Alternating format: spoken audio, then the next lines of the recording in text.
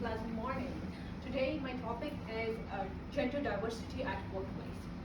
So it's just not gender diversity. It takes more, it's not just about good optics. When women comes to the decision making table, from when we are talking about the profitability of a company, revenues, EPS, DPS and whatnot, we see the graph sliding upwards a bit. And when women are on the table, when we talk about peace conferences, the chances that the peace negotiation lasts longer. Now we talk about women, we are talking about women like everywhere.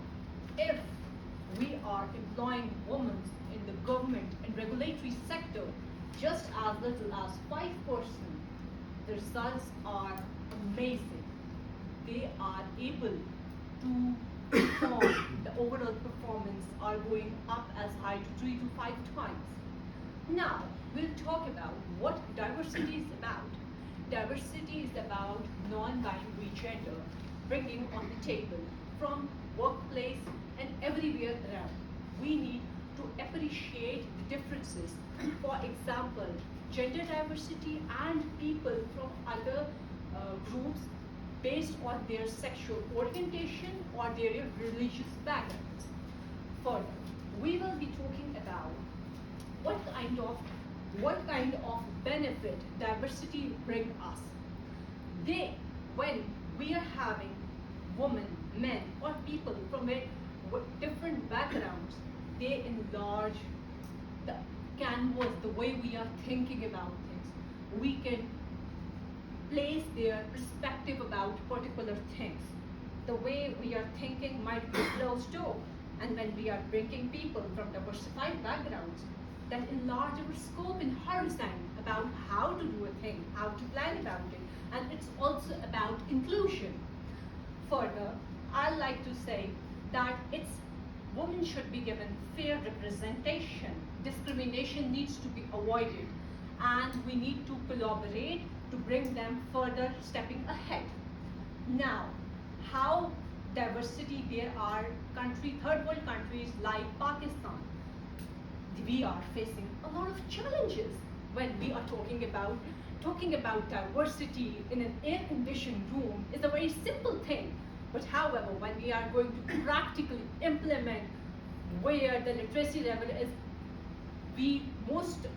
most of our population is below the literacy line, how we will actually overcome these kind of challenges.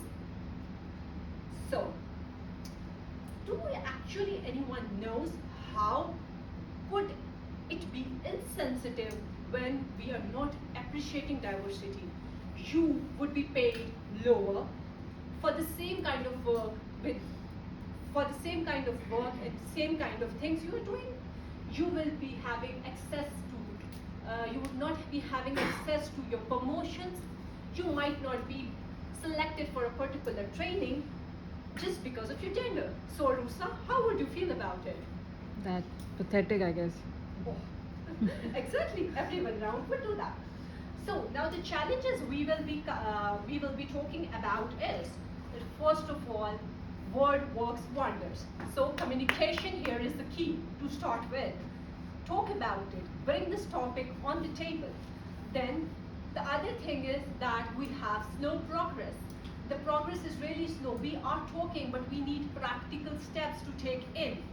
There is certainly a wage discrimination. And a very interesting thing which I feel need to talk about.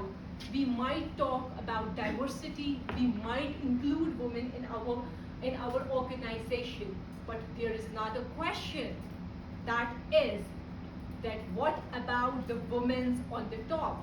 What is the ratio? Does anyone knows that actually? So I'll be sharing a very interesting research from McKinsey. They said that the C-suite level females as compared to 2015, and now there's an increase of amazing 25%. However, we have a longer way to go. In addition to this, now I'll talk about my organization. HPL is always believing in inclusion and gender diversity. And when I talk about Pakistan, Pakistan, the SECP, State Bank of Security and Exchange Commission of Pakistan says that all the listed company needs to include one female in their board of directors. And there are a lot of initiatives taken by the State Bank of Pakistan for including women on the table. I will try to identify leaders around us who are encouraging and promoting gender diversity, like Fawzia herself, and we have Ms. Sabah Kamal in our board as well, who the great part is that she is into the profession for 20 years and she is working on, she's an IT expert, which is actually a very male dominating kind of field. So I guess with this all, I'd like to end my speech with saying women belongs to all those tables and all those places where decisions are made, and if we need to implement the decision right way and we need very long-term result, we need inclusion. So that's all.